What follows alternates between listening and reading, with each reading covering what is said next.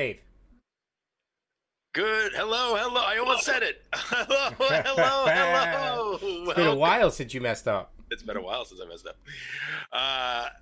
Welcome to Over Coffee, our morning talk show on the Long Island Tabletop Streaming Network, where we talk about games or just about anything else you want to chat about. My name is Game Master Dave, and I'm here with my co-host Rich, John, and Doug.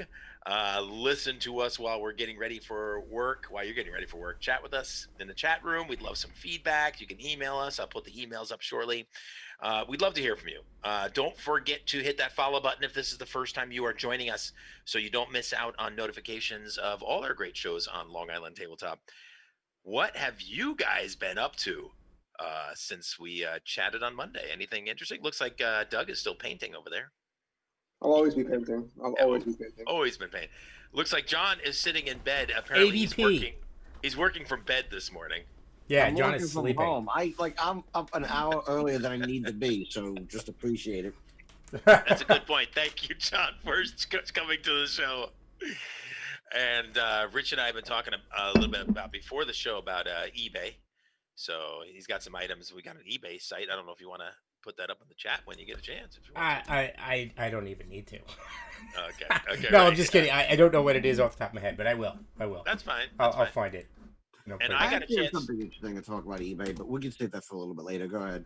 I got a chance last night to play my third scenario in Charterstone on Steam. Charterstone is a board game. It's one of the legacy games where you destroy your board as you play by putting down stickers and revealing cards and stuff like that. That there's about 20 legacy games out there right now. It's pretty fun. It's really You're doing it on Steam. Like, are you what are you drawing on the monitor or something? yeah. Oh Yeah, yeah. I got a your Pioneer monitor. monitor. I was wondering why those marks are on my monitor. I gotta fix this. No. It's just a computer program, so you can play it over and over and over again. But it's a very interesting. So much being a legacy game. Yeah, it's Charterstone. Risk Legacy was the first one. I really enjoyed Risk Legacy. I've only played one time all the way through, but I played like 2 or 3 other times. So, what did you guys do? Anything gaming wise or otherwise that you wanted to chat about? I played Oxygen Not Included. Ooh, okay. That's a fun game. It's a video game. It's a colony sim base building strategy game. Okay. So that's what I got. And also, I know Marauder, D&D Marauder with AJ went off last night, and they got quite a few viewers. Actually, they went up in viewership, so that's great. It is great. It's great for her because one, AJ is awesome, and two, it's just good for the channel in general. And that's the point, right? It's not about specifically any one show. It's about bringing people down to the channel. So let's do it. Let's bring it forward. I even saw that a certain Lobster Harmonica signed in and watched for a little bit. Lobster Harmonica. So, John, I've always been curious why Lobster Harmonica. That's a good point. Joke. It's what? It's a Simpsons joke. Oh. Can you clue us There's in? there's a bit in there's an episode where Homer's on a bowling team with Apu, originally Otto and Mo. And the thing is, Otto gets booted off the team for Mr. Burns because of reasons. And so he's trying to win from a claw machine, this lobster harmonica thing. And then eventually, at the end of the episode, he gets it. But I always thought that was just kind of funny, just the idea of, a lobster harmonica. And there's actually a real, not exactly a real thing, but they have lobster claw harmonicas I've found online. So it's funny. Oh, okay. Cool. Well, I guess I'll cover the news real quick. We have a request to talk about it a little bit more, which is Uplink. I'll cover that at the end of the news. One of the things that Doug told me about, which is fantastic, it looks really neat. If you are a D&D player, D&D 5.0, and you are you get together, hey, what do you guys want to play? I don't know. Should we play this board game? Should we play whatever? Well, maybe let's do a one-shot for D&D. Anybody got a one-shot? Did you buy anything off of RP? Oh, wait a minute. I got Candlekeep Mysteries. What the heck is Candlekeep Mysteries? It's a new book coming out from Wizards of the Coast. It's an anthology of 17 mystery-themed adventures. They are all individual adventures. They're all specifically designed for one-shots. So historians, sages, and others who crave knowledge flock to the library fortress, that's Candlekeep, obviously, to peruse its vast collection of books, scribbled into which are the answers to the mysteries that bedevil them. Many of the books contain their own mysteries, each one a doorway to adventure. It's for character levels 1 to 16. It's a whole series of one shots. Sounds really cool. They have an alternate cover, which you can get to, which seems to be what they've done a lot recently. So check that out. On Tabletop Gaming News, I got a couple quick items. Arcana Familiar Cyberpunk RPG is up on Kickstarter. Arcana Familia Expanded Edition is an esoteric cyberpunk tabletop role playing game with an original rule system based on blackjack. There's no dice in the game. It is you're playing with playing cards, but apparently trying to build a hand to do actions. You know, not like flipping over a card to see whether or not you hit a creature like some games do. It is set in future Earth where occult worlds intertwine with dark technology. That's unique, very unique. That's up on Kickstarter. Arcane Familia Cyberpunk. There's gold in them thar hills, and while there's plenty of prospectors out there, you're happy to stay in San Francisco, ready to make money off of them. When you come to town, that's the story in. I'm not too sure I know how to say this. Embarcadero. Sounds like you did. Okay, Yeah. sounds good to me. I think that was better than what I ever practiced it. It's a new board game coming from Renegade Game Studios. They've started to take pre-orders. Basically, instead of you being the gold prospector going out, like, you know, digging or whatever, there are some board games about gold prospecting, I'm sure. You're the person staying back in town, organizing the gold prospectors, buying shares, finding the best price to sell gold, that kind of style of game. From Dice Tower News, I've got Stronghold Games has shaken the world and announced Terraforming Mars Ares expedition. And basically, people might know this as Terraforming Mars, the card game. So I've played Terraforming Mars. I've really enjoyed it. That came out in 2016. This card game version of it's coming out soon. Terraforming Mars combines Terraforming Mars's combination of engine building, card play, and the immersive variety of cards. It has really exploded it on BoardGameGeek.com. People are talking about it a lot. Not too sure if it's out yet or coming out, but that is Terraforming Mars, the card game, or Ares Expedition. And from Board Game Geek News, The Initiative, a unique board game, a story, strategy, and code breaking. I got the impression in reading this that it's sort of like a combination of a board game, like a regular strategy board game, also a storytelling game, which is popular for a few games, and also like an escape room. Hmm. So this is The Initiative. Lets players take on the role of teenagers in 1994 who have found a mysterious board game called The Key. Not only will they play the key, but players will help the teens through a pivotal chapter of their lives by following a series of missions linked together via an interactive comic book.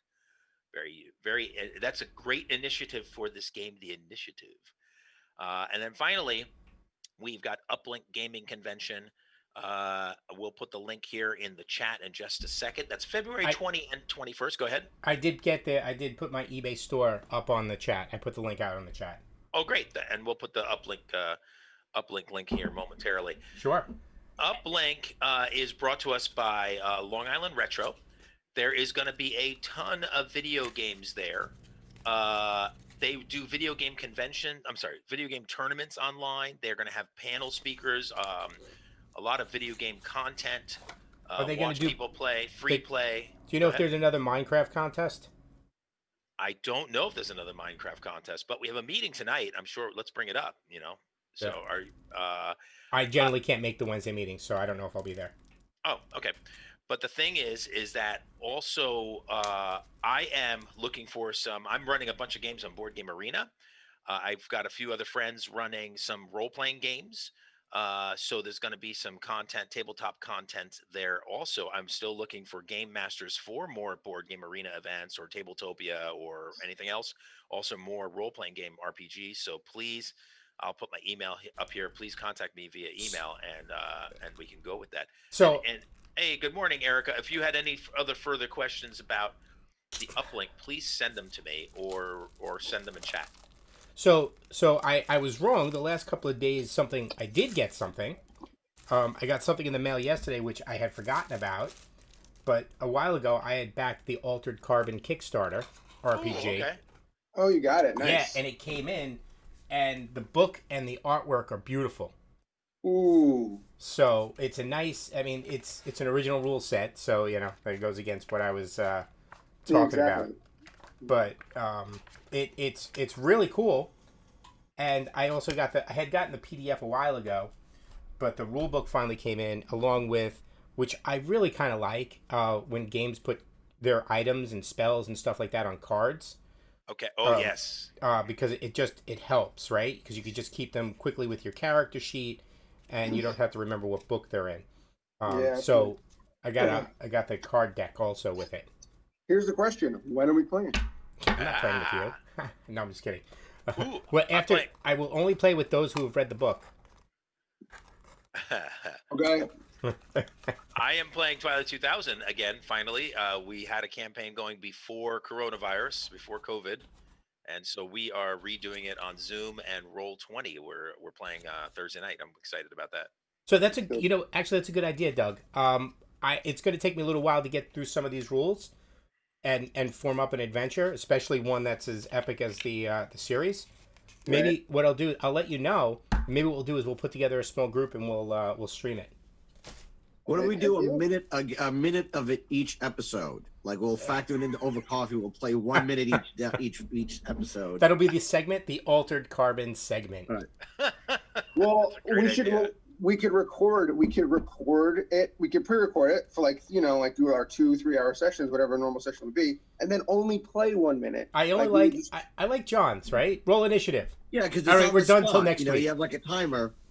Good luck staying organized with that one. No. It'll be great because during combat we'll get like one round of combat in, but there'll be that one guy who uses up the entire minute because he wasn't paying attention, and it'll be like, okay, we're done. Let's move on. Okay. I think that would be awesome.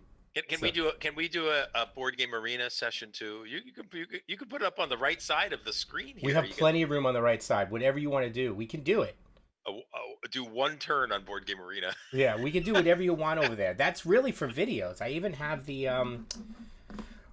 there's an invisible thing over here that I can put videos in and pictures. No, it takes a lot more work. By the way, if any of you have never streamed before, it's very time consuming to like set all this up and everything like that. But it's fun. Yeah, it is fun. I love it. And I'm streaming on my own channel as well. And also tonight, 10 p.m. right here on Long Island Tabletop Streaming Network is my board gaming show. Good. Oh, so a little. Speaking of new content and stuff like that, for the LR Hobbies, which is currently LR Hobbies, and will soon to be transitioning over to a Long Island Tabletop extension website for online experience. Yay. We are adding this Friday. We are adding the tutorial adventure from the D&D basic books.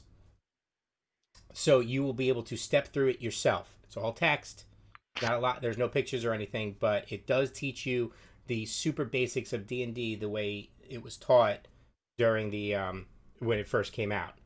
We will be adding the second solo adventure soon, but the reason why I bring this up is because what we did is we created a system that allows us to add unique, like not just what's out of the book, but solo adventures. So if there's a content creator, like if you have like a 15-minute basic D&D adventure you want to throw together, we could put it on the Long Island Tabletop site and people can run through it.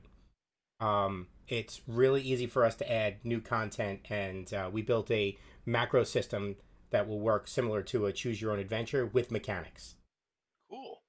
So it's all run off JSON files and things like that. So, and we're going to keep going, starting. It's going to mimic what I do on every other Friday night with basically D&D, and we're going to just add rules as we go. So, and we're going to start from there. So people will be able to go back to basic D&D and play the tutorial, and then eventually they'll save their progress, and then they can play the next one, and then we'll be adding other modules, group adventures soon too. So, just calling all content creators for Long Island Tabletop. We will have it and put it up on at Long Island Tabletop. If Pretty you good. build it, nerds will come. That's true. That's true. I mean, All I right, think it goes up this Friday. The first round goes up this Friday, and it will be open for people who already have accounts, free accounts on the LR Hobbies website to go and test it out. Cool. So I will be getting people to free. run through that testing. Anyway, back to real Now- life. Now you guys wanted me to leave up the possible topic to talk about again this week. Did you have more to talk about streaming services moving? Did you have any ideas about that one? John, what did you say earlier about eBay? Oh, so the thing I was going to mention about eBay is I have a situation that I'm in, and I'm kind of in like a toss-up over what to do. So I don't remember exactly what prompted it. I think it was probably either an article or a video or something that I saw. I was like, oh, here's like, top valuable GameCube games. It was like top valuable whatever. It was like, oh, I think I actually have one of those. And sure enough, yeah, I actually have a GameCube game. Unfortunately, I don't have a complete and package anymore, but the point is I do have it. Or at least I have the game and the manual. And even loose, it's going for like 100, 150, 200 on eBay. Nice. Part of me is like debating though. It's like, do I sell now while there's a demand for the game, or do I hold off in the hopes that it might be more valuable in the future? Or is it something where the market might bottom out and nobody's going to want it? And that's kind of the problem. Is like, you have to always kind of figure out like, it's the trick about collectibles. At is some that point, you usually just there's make somebody it. to buy collectibles, but Yeah. the problem is it's always a speculative market. You at some point you gotta make a decision and go with it. I think something like that may retain its value unless there's a deterioration in the actual game itself. But you should be pretty steady for whatever. You got to understand what the market demand was. Why did it jump? Right? Was there something that's going on? Because if it's a trend that made it jump, then you need to hit it during the trend. Otherwise, it will bottom out. But it's tricky. You're right. It's tricky. You don't know. To give you an example, Magic does that all the time with expensive cards, right? Oh, So, I mean, Doug apparently has some opinions on Magic type stuff, but what happens is once if a tournament is won with a certain deck, every card in that deck, it doesn't matter what it is, every card in that deck shoots up until there's something new. And then once there's something new, every card in that deck bottoms out. So, yes. I mean, that's an extreme, Doug. I understand, but there are definitely swings with certain cards. It's like the stock market when it comes to collectibles. That's how I always compare it. Like, Well, yeah. It's always like the stock market. Someone says something somewhere in some corner of the internet, and then 300,000 other people blare it out, and then all of a sudden you have a surge, and then one person's like, oh, wait a minute, I'm going to negate this entire thing. Like, so in the instance of a video game, it could be the company itself that's like, oh yeah, we're going to release an anniversary edition, we're going to be making it backwards compatible. So anniversary edition is going to be like, oh, you're reprinting it, cool, you're screwed on your original valuation, right? Whereas we're making it backwards compatible depending on the system. It's like you won't be able to use the original disc in some of the systems, so Right. like, you'd have to download it, obviously. But like, So what caused the nostalgia? Sorry, Doug. No, you're right. Yeah. So basically, what caused the nostalgia, John? And that's what you're really playing against, or with, or for, or near. Also, a lot of it could Close just to the be right. like collectors. Part of the thing too is that this, again, because this is a Nintendo thing, there's a huge chunk of their history that Nintendo just has not made currently available. That's not to say that you can't get it if you want to get it, I feel but like we've heard not this. necessarily through legal channels, or buying it secondhand. So the point is that if you want to play this game, you either have to buy the physical disc, get a GameCube or Wii, or pirate it.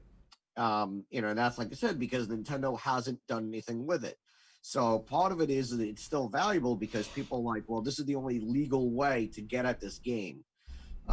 If they came out with a digital version tomorrow, it's entirely possible that the valuation could completely drop out, you know?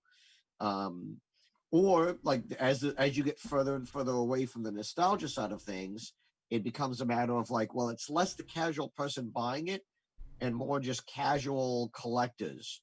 Um, right now, there's a huge market.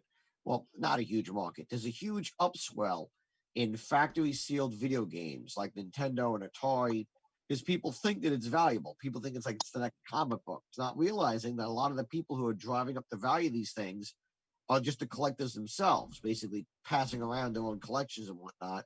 So the problem is that, like, you know, if you spend, let's say, I don't know, $100,000 on a factory sealed Super Mario Brothers or whatever, and then 2 years later it's like nobody wants to buy it, like, yeah, now that thing is effectively worthless. Naturally. But also, if you had a factory sealed and you didn't sell it while the market was high, you might have missed out. So, John, Listen, I get it. Open, right? So you should probably just sell it, right? No? Do you have a GameCube? I don't have a GameCube, but I have ways of playing it. But I also probably won't be playing it again. Hold on. Is that for me? Talk amongst yourselves. Hold on. Did someone call someone call John? You know what? Somebody saw this and somebody's going. So Zynar says, but if you buy a sealed or used video game, you can legally have the ROM for emulation. Is that true?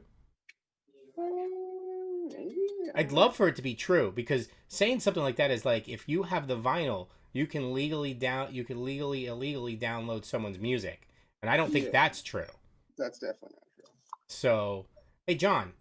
Yeah. Do you know if this is true? We should look this up. Zynar said if you buy a sealed or used video game, you can legally have the ROM for emulation. Technically, well, the problem is all right. Technically, if you own the physical game, you are supposed to be allowed to, or gives you authorization to have a ROM copy of it. Not necessarily you can download a ROM copy. What you're supposed to do is you're supposed to rip the copy yourself. But most people don't really have the means to do so. Okay. So it's like, okay, like, yeah, if you own the game, if they get technically have the rights. But the problem, though, is that laws are a little bit weird in that it kind of keeps fluctuating and changing. So there's times where it's going to be like even think of, like, let's say digital copies. I think we've talked about it on the show a few times. Oh, okay. Zynar, sorry, Zynar. He agreed with you. He said that you're supposed to make the copy yourself. The ROM is the backup. The average person's not going to have the capacity to just straight up rip, an ISO file from a game. You know what I mean? Oh, come on. So what you're saying is I could go out and buy Cyberpunk 2077 on a hard disk and rip it off of that disk, and now I have my own copy of it digitally? You that's what he's saying, but you won't be able to, because what I don't know what other stores it's from, but from Steam you probably won't be able to get the ISO. Well, because that's also one of those things of, like, things constantly changing over what your actual rights are when it comes to games. Like, think about it. Even most games nowadays, when you buy a physical copy, there's still a lot of that stuff that's digital download that's required. You just got to fight for your right to game. With the older stuff, it's a little bit different, but also a lot of people aren't fighting. But the funny thing about old stuff, too, is a lot of times if you're buying a physical copy, hold on, I couldn't find anything that specifically, so just see if those work. Okay. The thing I was saying is that if you're buying a new old game, you're buying it secondhand. Nintendo's not re-releasing cartridge copies of, let's say, like, their older games. Right. You're buying it from some dude who owns the copy and is selling it, or, somebody who's, held on to this thing personally. You're not, like, Nintendo's not making offers, like, they're not printing new old games that you know of. Right. Just in general, like, Nintendo's not releasing, like, new Nintendo games. And Doug, Like Nintendo in the sense of NES games is what I Doug mean. Zynar says that rule only applies to console games. Which So doesn't that make that even more difficult to the create a ROM backup? Cyberpunk 2077 technically is on a console. That's true.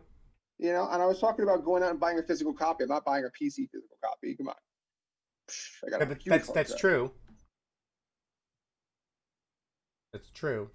I mean, the kind of the position I'm in right now with this game and the the value of it is because of Nintendo's weird hesitance to re-release any of the old. I mean, they've been doing some weird stuff lately, but they haven't fully dedicated or like outlined a plan for like how are we supporting our old content. Right. How about John? How about this? How about we put up a conspiracy theory stating that Nintendo is the one resealing old copies in their warehouse or finding old copies in their warehouse and putting it out into eBay world so that they can make money off of a game that is so old.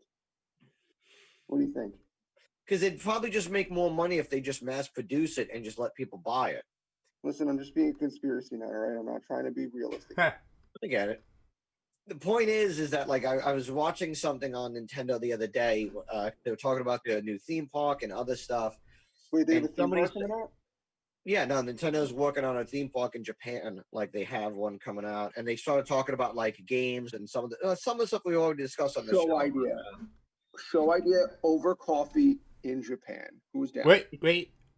So let's see. Zynar, there's been a couple things. Zynar says, man, if they did that, that would make a decent amount of scratch for non-console games. And then I think it was based on something you were saying. Zynar also said Nintendo actually uses emulation for their old games on their new consoles.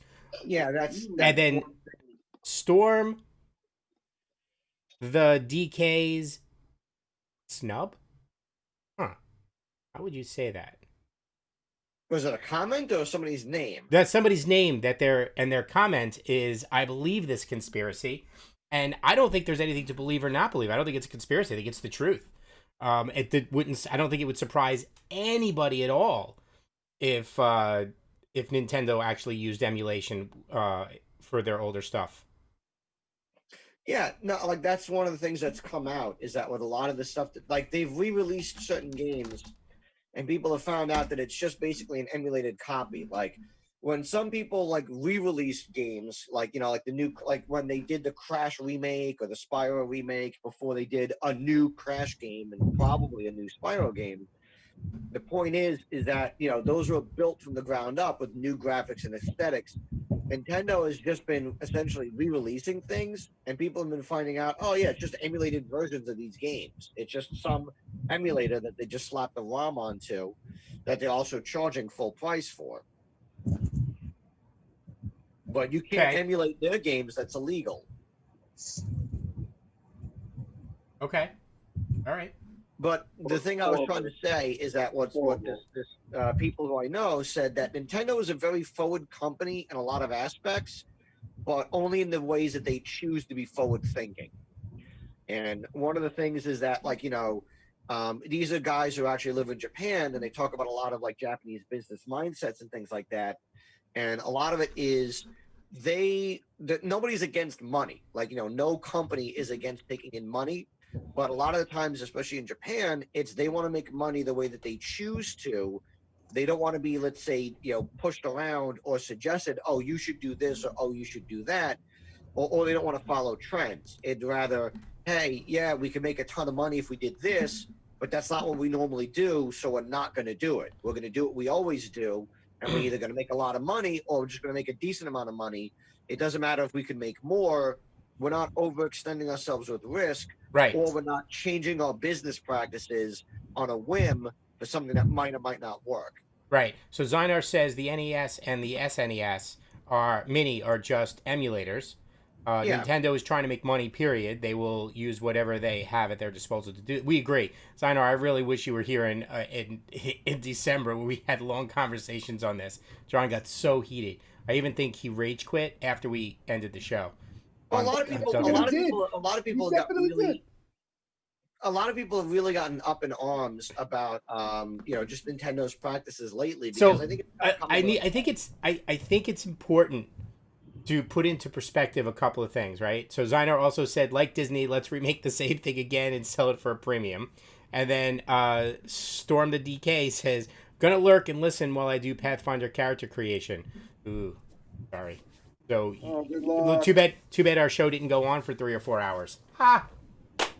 I'm sorry. I had to. We could do that if we all make enough money. We don't have to work anymore. We could just stream 9 hours a day. The funny thing is, the difference about Disney and Nintendo is that Disney will actually remake their stuff. Nintendo will just sell you the same old thing, and just still sell it for the same price. So just to put, but I sorry, John, I just wanted to put into perspective. When we say a lot of people are up in arms, we have to make sure that we understand that it's the vocal community, the vocal minority of Nintendo followers. You have to understand, Nintendo's target audience is younger generation and families, and those who have it make up a large majority of their money. That's why they made a lot of money over this year with families staying in and playing more and more stuff. I'm not saying that the gamers and then the hardcore people aren't people you need to listen to. That's not what I'm saying. Just want to put it into perspective. So when John says a lot of people are up in arms, we have to be very specific about what community that is. I don't want to be on the wrong side of, well, they said everybody is up in arms. Well, okay, to maybe clarify that, yeah, a lot of people who would classify themselves as gamers are up in arms. A lot of casual people like families and people who, like you said, have kids, they're not up to it. But people who do play a wide variety of games, who are going to play not just Nintendo but other stuff as a point of perspective, are going to look at hey, if Microsoft has this really great thing called Game Pass, which you can get brand new stuff on a monthly basis and online and all this cool stuff, why can't Nintendo do something for stuff they've been sitting on for years that people just want to play? They're not even asking people to make crazy remakes, just at least let us play the stuff we want to play. And Nintendo's like, here's some more old Nintendo games. It's like, yeah, but nobody wants that stuff. Yeah, but you're asking for old content. John, here's my question. Are you a family gamer or a gamer? I'm a gamer. So John is part of that crowd, and I believe I understand. I buy and support Nintendo, so I think I get that I'm not the target audience. As a consumer, it would still be appreciated if my input was taken into consideration. I was going to say, I don't think that John. I think John's opinion is just as valid as anybody else's. Just wanted to make sure we understood where it was coming from and the bias that was associated with it. And I don't mean bias in a negative way. It's just bias. It's research bias, right? So, that brings us to finishing up with the comments. Zynar, there is a Zelda game that came out for Game Boy and then remade it for Switch. Yes, and I'm glad because I don't own a Game Boy. And as I work my way through the Zeldas, it would be kind of stinky if I couldn't finish the story just because I don't have a Game Boy. And then Microsoft is doing something different so they can get more market share, and that's true. Microsoft has always been behind the curve on market share. But anyway, we are over by 3 minutes. That brings us to the end of today's show. And with that, I will hand it off to Dave to say what he almost said at the beginning of the show. Thank you so much. Thanks for watching on Long Island Tabletop Streaming Network. We really appreciate it. We got lots of great shows tonight on Board Gaming at 10 p.m. Probably the next show is maybe Monday with World Salad with John, or no? No, I got my stream tomorrow night. Oh yes, the painting, watching paint drive with Doug tomorrow night at what time? That's a snub for you. Yeah, really. 7:30, and you're banned from watching for 1 week. Actually, no, wait, sorry. You have to watch for 4 weeks. My bad. What am I doing? I was gonna say you do it the other way, man. Do it the other way. I'm not doing Twilight till 9 p.m. So I'll be there. We're not at a point where we can ban users, so their punishment is they have to watch. Yeah. Well, there you go. You should be able to flag users for must watch. Send us some feedback. Send us some comments. Thanks so much for the people that chatted with us today. We really appreciate it. Zynar and maybe Storm. I'm not actually watching chat right now. That's a shame. And whoever else did, I know Eric is signed in too. Thank you so much for checking us out. Hit that follow button if you haven't already, so you don't miss out on notifications of all our great shows right here on this network. And with that, good morning. Good morning. Good morning. Take care, everybody. All right. See you guys later. Absolutely. We'll see you guys on Friday. 6:30.